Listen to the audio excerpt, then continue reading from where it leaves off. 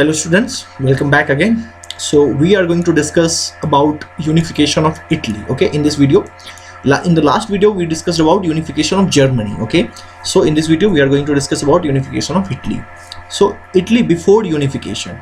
तो देखिए बच्चों, इटली in 1815, ठीक है, जब ट्रीटी ऑफ वियना हुआ था उस समय कैसा है इटली, ठीक है। इटली तो आपको देखिए कहीं लिखा हुआ भी नहीं मिलेगा इसमें, इस मैप में, ठीक है। तो ये पूरा का पूरा जो इटली था उस समय छोटे छोटे देखिए ना किंगडम्स में बटा हुआ था। ये जो है येलो में देखिए किंगडम ऑफ सिसिलीज, 2 सिसिलीज, ठीक है। ये है सार्डिनिया एंड पिडमॉन्ट, ये एक स्टेट थे सार्डिनिया एंड पिडमॉन्ट। ये देखिए लोम्बार्डी, ये अलग ही है, वेनेजिया अलग ही है।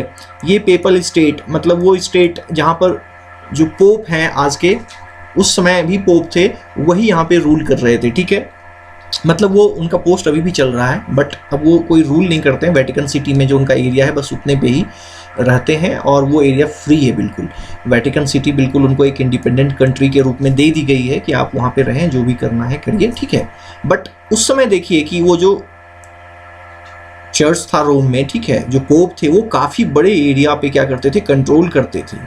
ये कि पूरा का पूरा ये जो ऑरेंज में दिख रहा है आपको, ये पूरा एरिया पेपल स्टेट, मतलब पोप के द्वारा रूल किया जाने वाला एरिया है ना। टस्कनी ये देखिए अलग ही है, ठीक है।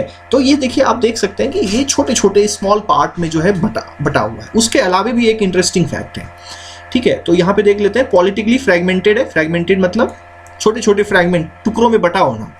तो इटली क्या है, 1815 में छोटे छोटे टुकड़ों में बटा हुआ है। दूसरा, Italy was divided into 7 states. Major जो है वो 7 स्टेट्स थे जिसमें कि बटा हुआ था ये, ठीक है।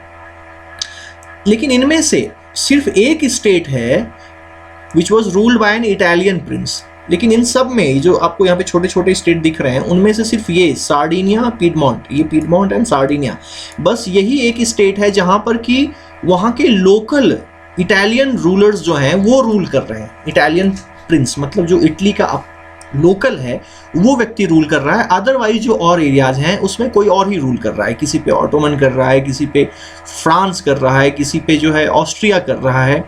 मतलब इस तरह की चीज़ें थी। सारे एरियाज जो हैं वो यूरोप के अदर जो पावर्स थे उसके अंदर में था, कंट्रोल में था। लोकल लोग भी वहाँ पे नहीं कर पा रहे थे रूल, ठीक है। सिर्फ एक सार्डिनिया, पिडमॉन्ट, तो ये है सार्डिनिया एंड पिडमॉन्ट, तो ठीक है। ये जो पूरा का पूरा एक स्टेट था, बस यही जो है एक स्टेट था जहाँ पे लोकल इटालियन प्रिंस जो है वो रूल कर रहा था। तो नॉर्थ इटली जो था that was under Austrian Habsburg empire, ठीक है। देखिए दूसरा एम्पायर था जो कंट्रोल कर रहा था। सेंट्रल इटली देखिए रूल्ड बाय पोप, है ना। ये सेंट्रल इटली, ये पूरा का पूरा जो रेड में दिख रहा है, ठीक है। ये नॉर्थ सार्डिनिया, पिडमॉन्ट को छोड़ के जो नॉर्थ है ये था ऑस्ट्रियन एम्पायर। देखिए यहाँ पे है ना ऑस्ट्रियन एम्पायर, ये ऑस्ट्रियन एम्पायर यहाँ पे लिखा हुआ दिख रहा होगा आपको, ठीक है। जो सेंट्रल इटली, ये हमारा देखिए सेंट्रल इटली, ये ज़्यादातर किसके अंदर था, PayPal state ruled by pope. और जो सदर्न इटली है बच्चों, ये देखिए पूरा का पूरा येलो में, ठीक है, it was under the Bourbon king of Spain. ये स्पेन, सोचिए यहाँ पे स्पेन के किंग जो है यहाँ पे रूल कर रहे हैं, मतलब है ना। काफ़ी जो है हालत ख़राब थी इटली की। तो अब देखते हैं कि प्रोसेस कैसे स्टार्ट होता है, ठीक है, इटली की, ठीक है। यहाँ पे एक थोड़ा सा सिंपल डायग्राम है जिसमें, ठीक है, वही डायग्राम है, ठीक है, जो पीछे जो मैप जो हमने पीछे देखा, ठीक है, वही है, बट थोड़ा सा जो बुक में दिया हुआ है सिंप्लीफाइड थोड़ा सा, ठीक है। इटालियन स्टेट बिफोर यूनिफिकेशन, ठीक है। और सिर्फ ये है ना सार्डिनिया और ये है पिडमॉन्ट, ठीक है। ये है सार्डिनिया, ये है पिडमॉन्ट। ये पूरा का पूरा एक स्टेट था। बस यही स्टेट था जिसपे कि लोकल इटालियन प्रिंस जो था वो रूल कर रहा था। अदरवाइज ये जो है ऑस्ट्रिया के अंदर था, ये हमारा पेपल स्टेट है, ठीक है। और ये पूरा का पूरा किसके अंदर था, स्पेन के किंग के अंदर था, ठीक है। तो अब देखते हैं आगे मेन हीरोज कौन कौन है इसके इटालियन यूनिफिकेशन के। तो यहाँ से शुरू करेंगे बच्चों, मैजिनी से, कैवर से, Garibaldi and Victor Emmanuel second, ठीक है। वो बात करेंगे कि कौन कौन क्या है। सबसे पहले मैजिनी के बारे में बात करेंगे, ठीक है। तो मैजिनी के बारे में हमने उधर भी बात की थी बच्चों, है ना, रिवॉल्यूशनरीज के में वाले टॉपिक में, ठीक है। तो इन्होंने क्या किया था, यंग इटली जो है एक सीक्रेट सोसाइटी बनाई थी, यंग यूरोप बनाया था, ठीक है। और सबसे पहले जो है इटालियन यूनिफिकेशन का जो एक प्रोग्राम है वो इन्होंने बनाया, ठीक है। इन्होंने टू रिवॉल्यूशंस इन्होंने किए 1831 में एंड 1848 में, ठीक है। और 1831 वाला रिवॉल्यूशन फेल होने पे जो है इनको जेल भी भेजा गया था, ठीक है। सक्सेसफुल नहीं हो पाया वो सारा कुछ, ठीक है। और इसके बाद जब ये फेल हो गए, ठीक है, तो जो लीडरशिप है इटालियन स्टेट को यूनिफाई करने की, ठीक है, वो जो सार्डिनिया पिडमॉन्ट, ये जब दो रिवॉल्यूशन फेल हो गए 1831 में 1848 में, ठीक है, तो उसके बाद अब रिस्पॉन्सिबिलिटी जो है वो सार्डिनिया पिडमॉन्ट के जो किंग थे, मोनार्क थे, विक्टर इमैनुअल सेकंड, उन्होंने ले ली। जर्मन स्टेट के टाइम पे हमने क्या देखा था बच्चों कि जो प्रूशिया था वहाँ के मोनार्क ने की लीडरशिप ली कि नहीं अब मैं जो है यूनाइट करके दिखाऊंगा पूरे जर्मन एरिया को। यहाँ पर क्या हुआ कि सार्डिनिया पिडमॉन्ट के जो इटालियन प्रिंस थे, वहाँ पे जो मोनार्क थे, ठीक है, जो रूल कर रहे थे, विक्टर इमैनुअल सेकंड, उन्होंने इसके बाद जिम्मेदारी ली, रिस्पॉन्सिबिलिटी ली, उत्तरदायित्व लिया कि अब जो है मैं लीड करूँगा जर्मनी को एकत्रित करने के लिए, जर्मनी को यूनाइट करने के लिए, ठीक है। तो आगे जो है देखते हैं सार्डिनिया पिडमॉन्ट का क्या रोल है। तो सार्डिनिया पिडमॉन्ट हमने बताया था बच्चों, ये जो रेड कलर में घिरा हुआ है, ठीक है, ये है सार्डिनिया पिडमॉन्ट। सार्डिनिया ये है, पिडमॉन्ट ये है, ठीक है। और ये दोनों मिलकर एक किंगडम बनाते हैं। उस समय एरिया था, उसको बोलते हैं सार्डिनिया पिडमॉन्ट, ठीक है। तो इसके उस समय रूलर कौन थे? विक्टर इमैनुअल सेकंड, ठीक है। और इन्होंने जो है इटली को यूनिफाई करने की जिम्मेदारी अपने कंधों पर ले ली, ठीक है बच्चों। तो ऐसा क्यों किया? क्यों इटली ये सार्डिनिया पिडमॉन्ट के जो ये विक्टर इमैनुअल सेकंड हैं, इन्होंने क्यों ये जिम्मेदारी ली? इसमें इनका नुकसान भी हो सकता था, ये हार भी सकते थे, ठीक है, मारे भी जा सकते थे, लेकिन क्यों ये रिस्पॉन्सिबिलिटी लेना चाह रहे थे? इनको क्या मिलने वाला था उससे, ठीक है। तो यूनिफाइड इटली ऑफर्ड, ठीक है। तो देखिए विक्टर इमैनुअल को यूनिफाइड इटली से कुछ फायदा होने वाला है, जिसकी वजह से ये रिस्क लेने वाले हैं। क्या?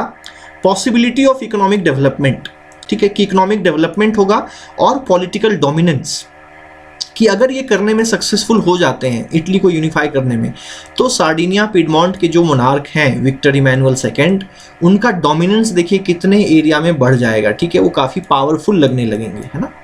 तो ये दो कारण थे जिसकी वजह से सार्डिनिया पिडमॉन्ट के, ठीक है, ये देखिए सार्डिनिया पिडमॉन्ट जो एरिया है, वहाँ के जो किंग थे मोनार्क विक्टर इमैनुअल सेकंड, उन्होंने ये जिम्मेदारी ली, ठीक है, कि हम इटली को यूनिफाई करेंगे। तो अब एक एक करके हम बात करेंगे। सबसे पहले रोल ऑफ कैवर, ठीक है। तो कैवर कौन थे? He was the chief minister of Sardinia Piedmont, ठीक है। तो अगर आप जर्मनी के कंटेक्स्ट में इनके बराबर का अगर देखना चाहें कौन है, तो वो बिस्मार्क प्रूशिया के क्या थे? Prime minister. और यहाँ पर ये क्या है? पिडमॉन्ट के, सार्डिनिया पिडमॉन्ट स्टेट के चीफ मिनिस्टर हैं, ठीक है। तो यहाँ पर he led the movement to unify the regions of Italy, ठीक है। किंग थोड़ी ना बिल्कुल सारा कुछ करता है, ठीक है।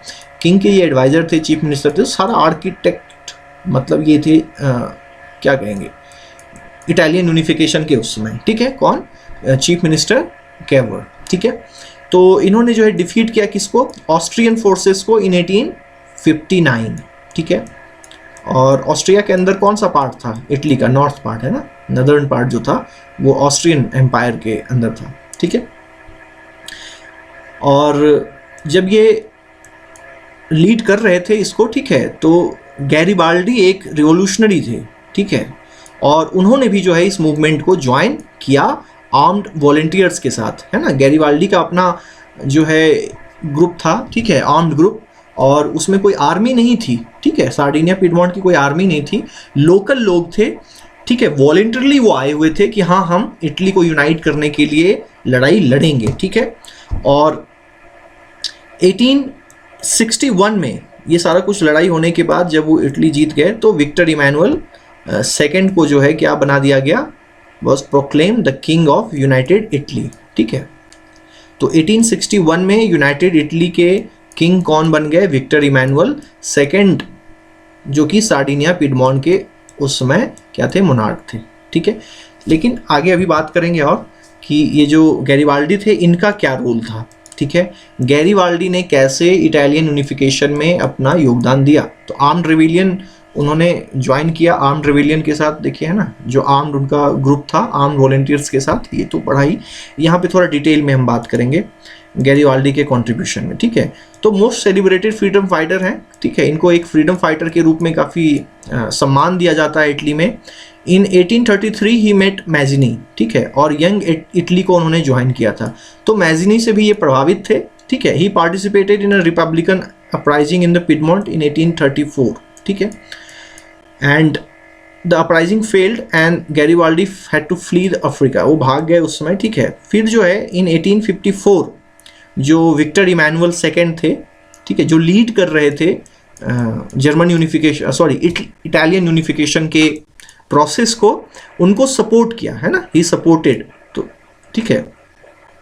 और इन्होंने अपनी एक अलग आर्मी बनाई, आर्मी ऑफ वॉलंटियर्स, ठीक है, और उनको नाम दिया इन्होंने क्या, रेड शर्ट। देखिए कि इन्होंने रेड शर्ट पहना हुआ भी है, ठीक है, तो ये एक सिंबल है कि ये वही आर्मी है, रेड शर्ट, ठीक है। And in 1876 he led an army of volunteers to Rome to fight against the papal state, ठीक है। तो 1876 में जो है ये पेपल स्टेट के खिलाफ, पोप के खिलाफ भी लड़ने के लिए गए, ठीक है, ताकि उसको भी खत्म करके जो है इटली में मिलाया जा सके।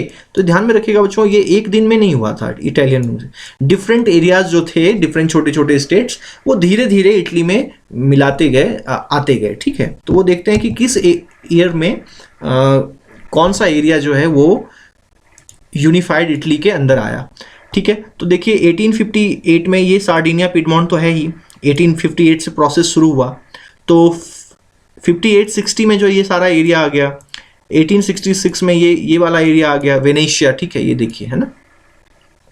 और पेपल स्टेट जो है 1878 में आया, ठीक है। उसके बाद ये जो नीचे वाला है किंगडम ऑफ बोथ सिसलीज, ये 1860 में आया, ठीक है। तो ये है इटली बिफोर यूनिफिकेशन और ये है इटली आफ्टर यूनिफिकेशन। तो देखिए अब सिर्फ एक कलर दिख रहा होगा आपको, ब्लू सा, है ना, और यहाँ पे देखिए कितने कलर्स हैं, ये डिफरेंट डिफरेंट कलर्स क्या दिखा रहे हैं, ये डिफरेंट डिफरेंट एरियाज हैं, यूनाइटेड नहीं है, ठीक है। और अब जो है इटली यहाँ पे यूनाइटेड हो चुकी है, ठीक है बच्चों। तो इसके बेसिस पे आपको ये होमवर्क करना है, describe the process of unification of Italy and write brief description of main heroes of Italian unification, कि जो भी मेन पर्सनालिटीज़ हैं इटालियन यूनिफिकेशन के, ठीक है, जैसे Cavour, Garibaldi, Mazzini, Emmanuel Victor second, ठीक है, उनके बारे में आपको ब्रीफली लिखना है कि उन्होंने क्या क्या अपना कंट्रीब्यूशन इटालियन यूनिफिकेशन में दिया, ठीक है बच्चों। जो नेक्स्ट वीडियो होगा बच्चों, वो हम उसमें ग्रेट ब्रिटेन, ठीक है, ब्रिटेन के बारे में डिस्कस करेंगे कि वहाँ पे जो यूनिफिकेशन हुआ वो कैसे हुआ और वो कैसे डिफरेंट था जर्मन, इटालियन, फ्रेंच यूनिफिकेशन से, ठीक है। जर्मन यूनिफिकेशन, इटालियन यूनिफिकेशन और फ्रांस में जिस तरह से फ्रेंच नेशन इमर्ज होता है, ठीक है, उससे कैसे वो डिफरेंट था, ठीक है। तो मिलते हैं नेक्स्ट वीडियो में बच्चों, तब तक के लिए बाय, थैंक यू।